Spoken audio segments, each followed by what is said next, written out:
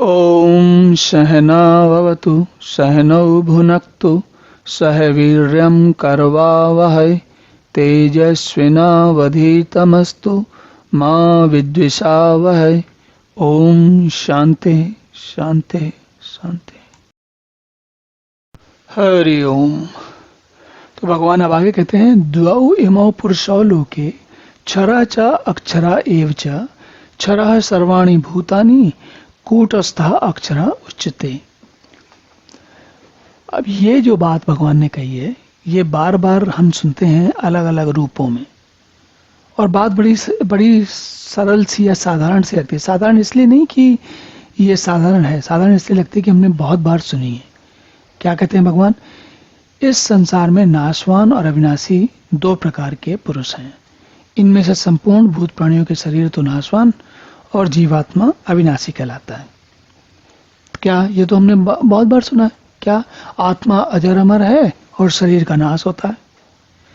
गीता जिसने ठीक से नहीं पढ़ी उसको भी ये तो जरूर पता होता है कि गीता कहती है कि आत्मा अजर अमर है और शरीर का नाश होता है, सबको पता है। तो भगवान यहाँ पर ये बात क्यों कह रहे हैं?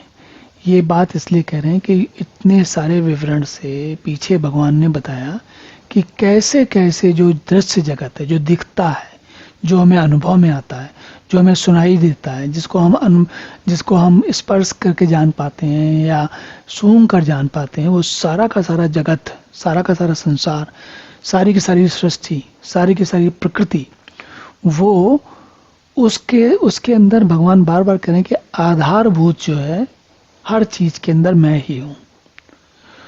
तो वो ये कह रहे हैं कि दो प्रकार के पुरुष हैं। पुरुष मतलब, देखिए पहले उन्होंने भगवान ने कहा कि पुरुष और प्रकृति बताया था। पुरुष का अर्थ था जो परमात्मा है, और प्रकृति का मतलब जो जगत है, जो दुनिया दिख रही है ये। अब कह रहे हैं दो प्रकार के पुरुष हैं।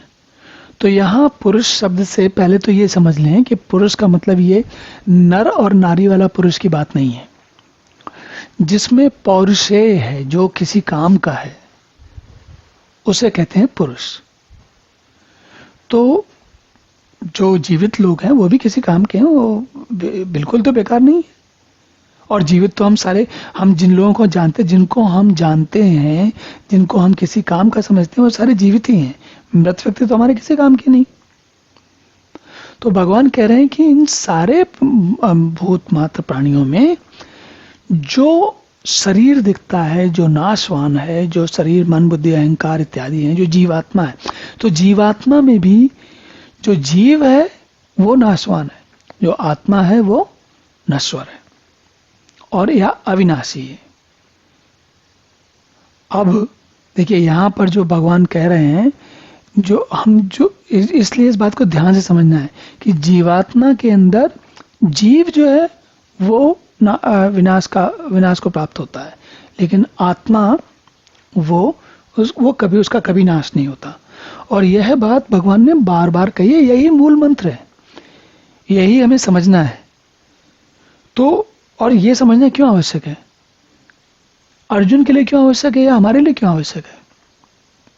देखिए जीवन में, जैसे अभी अर्जुन को क्या है, दूसरे लोगों के बारे में, के जीवन के बारे में शंका हो रही कि सब लोग मरने वाले हैं। खुद भी हो सकता है उनको ये भी अपने बारे में भी शंका हो रही है कि मैं भी मर सकता हूँ, ऐसा तो है नहीं।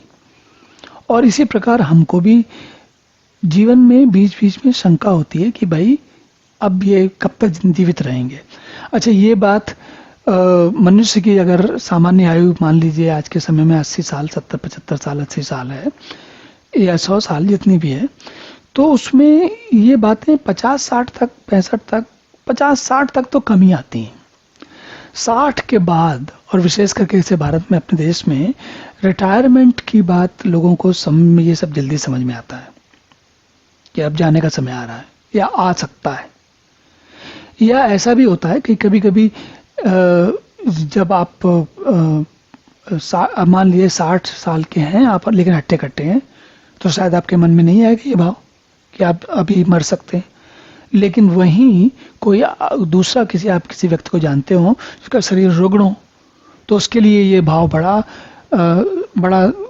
बहुत जोर से आएगा कि भाई पता नहीं कब तक जीवित रहेगा। तो जो ये नाश की स्थिति है या मृत्यु की स्थिति है, ये कम उम्र तक तो नहीं आती, लेकिन बाद की उम्र में आपके आसपास ठीक से रहती है। तो इसलिए बहुत बड़ी चिंता का कारण है, इसमें कोई कहने वाली बात नहीं है।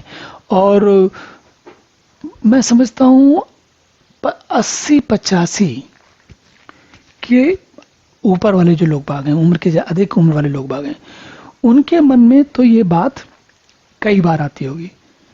ये नहीं कहा जा सकता कि दिन में कितने बार आती होगी, महीने में कितने बार आती होगी, लेकिन इतना जरूर कहा जा सकता है कि 20 साल की उम्र वाले व्यक्ति से तो कई बार ज्यादा आती होगी। तो लेकिन भगवान इसलिए इस बात का महत्व है, और इसलिए भगवान बता रहे हैं कि भाई चाहे तुम 85 के हो, चाहे 20 के हो, चाहे 120 के हो, बात सबकी एक ही है। क्या? कि शरीर नाशवान है और आत्मा अविनाशी है। चलिए अब अगला श्लोक देखते हैं। ओम पूर्णमदः पूर्णमिदं पूर्णात् पूर्णमुदच्यते पूर्णस्य पूर्णमादाय पूर्णमेवावशिष्यते। ओम शांति शांति शांति।